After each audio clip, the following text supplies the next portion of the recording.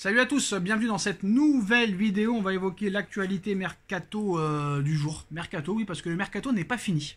Oui, le mercato n'est pas fini. Alors certes, en France, il a fermé ses portes à 23h59 et 59 secondes le 1er septembre, mais dans d'autres pays, comme en Turquie, en Arabie Saoudite, au Qatar, le mercato continue. Voilà, jusqu'au 15 septembre si je ne me trompe pas. On va commencer avec Julian Draxler. Plusieurs clubs saoudiens s'intéressent à Julian Draxler et les clubs saoudiens sont prêts à mettre entre 15 et 20 millions d'euros pour l'international allemand, champion du monde 2014. Vendre 15 millions Julian Draxler serait une bonne opportunité encore de faire rentrer de l'argent. Voilà, Julian Draxler qui aura fait 6 bons premiers mois au Paris Saint-Germain.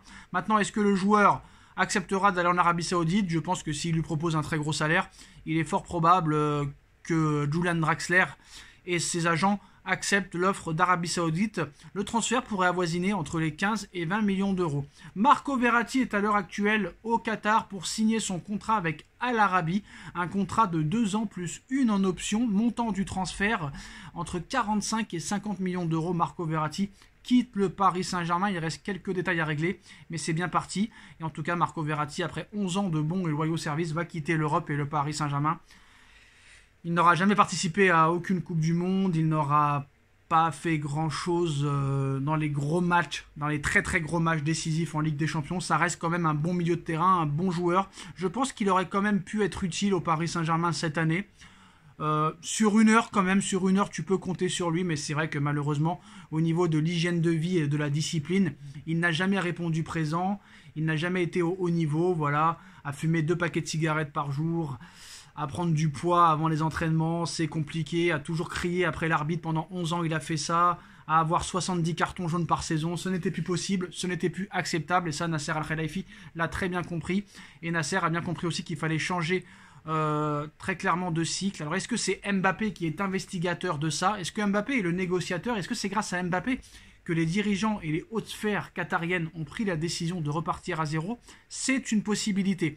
En ce qui concerne le Paris Saint-Germain avec Kylian Mbappé, comme vous le savez, on est à 9 mois maintenant de la fin de contrat de Kylian Mbappé. Il y a toujours cette année optionnelle jusqu'en 2025 que Mbappé peut activer. Saison 2024-2025 estimée à 200 millions d'euros pour Kylian Mbappé. Le Real Madrid apparemment aurait fait le choix de ne plus aller sur Kylian Mbappé et la priorité numéro 1 de Florentino Pérez et des merengues serait Erling Braut Haaland qui a une clause libératoire l'été prochain pour 150 millions d'euros. Haaland a toujours dit, comme son père qui est son agent, qu'il aimerait participer à tous les championnats, à jouer dans les plus grands championnats du monde, que ce soit en Allemagne, déjà fait avec le Borussia Dortmund, en Première Ligue, déjà fait avec Manchester City, il a déjà tout remporté avec Manchester City, meilleur buteur de l'histoire de Première Ligue sur une seule saison, vainqueur de la Première Ligue, vainqueur de la Ligue des Champions, vainqueur de la Super Coupe d'Europe, vainqueur de la Coupe de la Ligue anglaise. Il a tout gagné, il n'a plus rien à prouver à Manchester City, il va rester encore une saison de plus cette année. Et il y a cette clause libératoire de 150 millions d'euros dont le Real va se jeter l'année prochaine, vu que Erling Haaland est la priorité numéro 1 et le numéro 9 idéal pour remplacer Karim Benzema. Voilà pour l'information du Real Madrid, donc il y a peu de chances que Mbappé aille au Real, à moins que bien sûr M. Mbappé décide de baisser considérablement son salaire et ses droits d'image, chose que je ne crois pas du tout, vu que le Paris Saint-Germain est encore prêt à lui augmenter son salaire si jamais il prolonge. Donc voilà, les discussions se poursuivent et il pourrait y avoir un accord d'ici la fin de l'année 2023 pour Mbappé, à moins qu'il décide d'aller en Arabie Saoudite ou de baisser son salaire considérablement. Et on sait très bien en plus de ça que Mbappé et Erling Haaland ne joueront jamais dans la même équipe. Ça c'est sûr et certain à 1000%. C'est comme Cristiano Ronaldo et Léo Messi. Ils n'ont jamais joué dans le même club et ils ne joueront jamais dans le même club. Ça c'est sûr et certain. C'est la prochaine rivalité de ces 10 voire 15 prochaines années. Donc voilà pour le dossier Kylian Mbappé. Donc maintenant on part sur un nouveau cycle. D'ailleurs on sait que M. Luis Enrique ne fera aucun cadeau. Il va falloir que tout le monde se mette à un niveau complètement incroyable.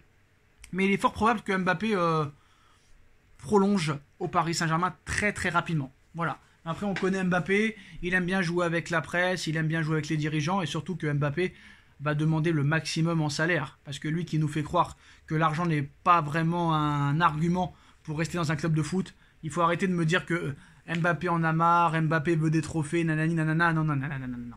D'accord, Mbappé veut des trophées, mais Mbappé sait très bien qu'il rentrera dans la légende en restant au Paris Saint-Germain et en écrivant l'histoire européenne du Paris Saint-Germain.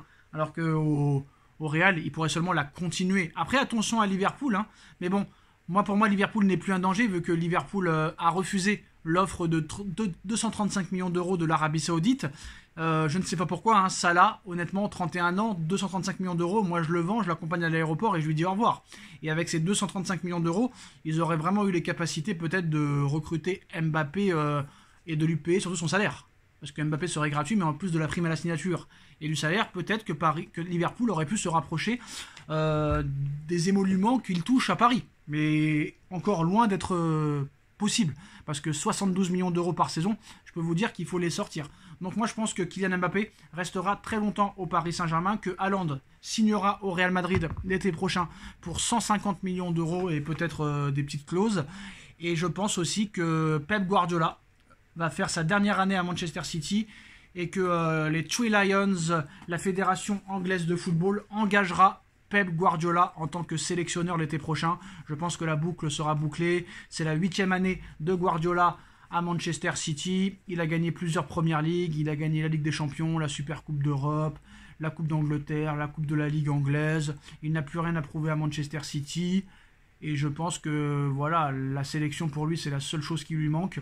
Il lui manque la Coupe du Monde des clubs avec Manchester City qu'il pourra gagner en janvier prochain. Et après, voilà, il n'y aura plus vraiment d'intérêt pour lui de rester à Manchester City. Si l'équipe d'Angleterre lui propose un salaire encore plus haut qu'à Manchester City, il est fort possible que Pep Guardiola quitte le monde des clubs pour aller en mode de sélection. Parce qu'on sait que les clubs, hein, il faut vraiment assumer. C'est très compliqué d'entraîner un club. Tu peux avoir quelques maux de tête et quelques angoisses. Ça, c'est sûr et certain. Donc, voilà. En ce qui concerne Danilo, il intéresse plusieurs clubs turcs, plusieurs clubs portugais. Donc, attention quand même. Mais bon, j'espère que Danilo restera au Paris Saint-Germain parce qu'au milieu de terrain, on a un petit problème. Donc, il va falloir qu'il reste. Très clairement. Donc, voilà les dernières informations de ces dernières heures. Maintenant, il y a un match, hein, France-Irlande. Dites-moi en commentaire ce que vous en pensez. Si vous voulez qu'on le débriefe, n'hésitez pas à nous le dire en commentaire. On le débriefera hein, s'il se passe vraiment quelque chose de dingue. Donc voilà les postos. En plus de ça, ce qui est important de savoir, c'est que là, très clairement, en recrutant français, le Paris Saint-Germain aussi va aussi permettre au club du Paris Saint-Germain d'avoir une meilleure image. On nous a trop critiqué à dire il n'y a pas de Français dans votre équipe, machin. Là, on a Warren Zaïre-Emery, capitaine de l'équipe de France Espoir. On a Kylian Mbappé, capitaine de l'équipe de France des A. On a Lucas Hernandez, on a Kolo Muani, on a Ousmane Dembélé, des piliers titulaires de leur équipe. Et là, on a une vraie équipe française. Donc maintenant, peut-être qu'on va nous lâcher la grappe. Voilà les postos, c'est la fin de cette vidéo. Dites-nous en commentaire ce que vous en pensez. On like, on partage, on commente, on s'abonne. Et on se retrouve très vite pour une nouvelle vidéo. Tchuss!